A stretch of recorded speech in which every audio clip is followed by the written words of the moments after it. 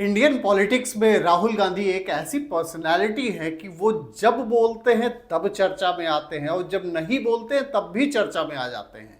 इस समय वो चर्चा में फिर से हैं क्योंकि सदन चल रहा था और लोकसभा में सदन चलने के दौरान स्पीकर ओम बिरला के द्वारा कमेंट किया गया और ये कहा गया कि गरिमा के अनुसार उनको काम करना चाहिए।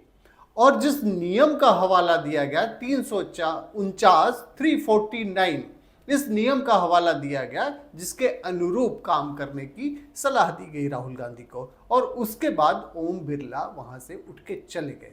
अभी आपको डिटेल में बताते हैं कि वहां क्या हुआ।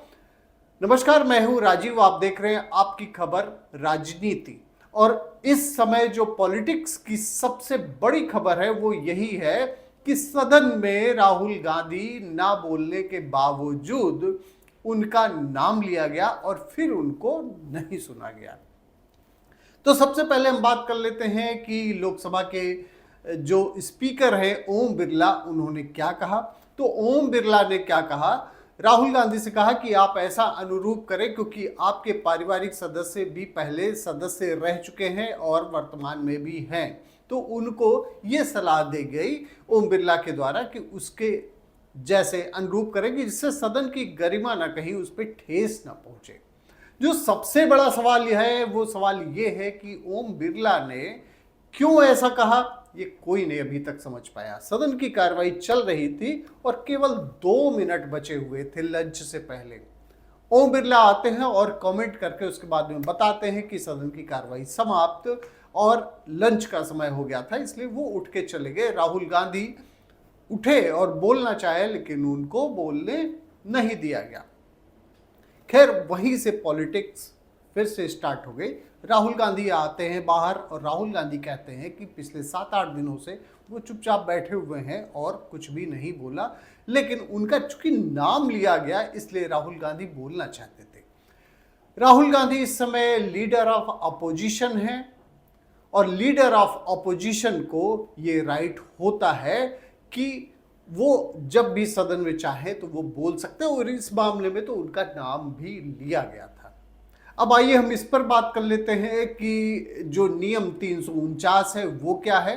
नियम 349 में बहुत कुछ, उसमें 23 ऐसे नियम दिए गए हैं जिसके अनुरूप सदन में जो सदस्य है उसको कार्रवाई करनी होती है, जिसमें यह भी कहा गया है कि आप कोई फोटो नहीं ला सकते, आप तेजी से हंस नहीं सकते, आप कोई अगर बोल रहा हो उसमें इंटरप्ट नहीं कर सकते। इसी तरीके से 23 उसमें नियम दिए गए हैं।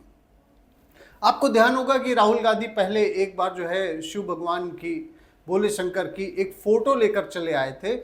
यह भी नियम का उल्लंघन है 349 का, और उस समय जो सत्ता पक्ष के लोग थे उन्होंने विरोध किया भी था, लेकिन इस समय कुछ भी ऐसा नहीं हुआ था। तो ओम बिरला ने क्यों ऐसा कहा ये तो अभी तक साफ नहीं हो पाया है।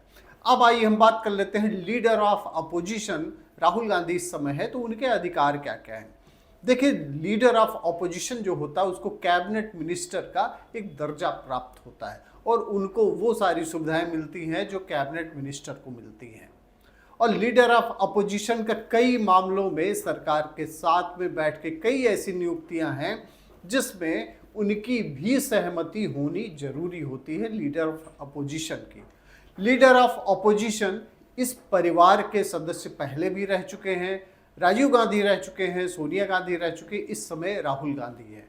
तो इस समय अब जब ये घटना हुई है उसके बाद से लगातार जो सत्ता पक्ष के लोग हैं वो कांग्रेस पर आरोप लगा रहे हैं। कांग्रेस के लोग जो हैं उसमें से 70 ऐसे सदस्य हैं, लोकसभा के सदस्य, जो जाके अध्यक्ष से मिल चुके हैं और अपनी आपत्ति भी दर्ज करा चुके हैं।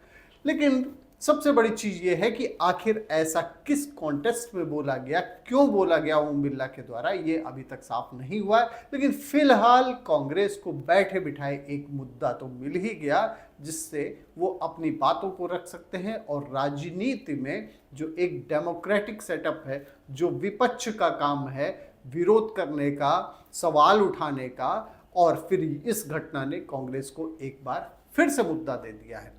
बहुत बहुत धन्यवाद आपका, आपकी खबर राजनीति देखने के लिए। और इसी तरीके से जो भी पॉलिटिक्स की बड़ी न्यूज़ होंगी उसको हम पूरी तरीके से डिटेल में आपके लिए लेकर आते रहेंगे। बहुत बहुत धन्यवाद। आप इसी तरीके से देखते रहिए आपकी खबर राजनीति।